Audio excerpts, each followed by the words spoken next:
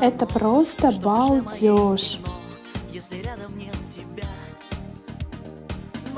Берем молодую капустку, к ней отправляем лук, солим, сахарин и все хорошенечко жмякаем. Туда же отправляем нарезанную соломкой огурчик и нарезанную соломкой копченую колбаску.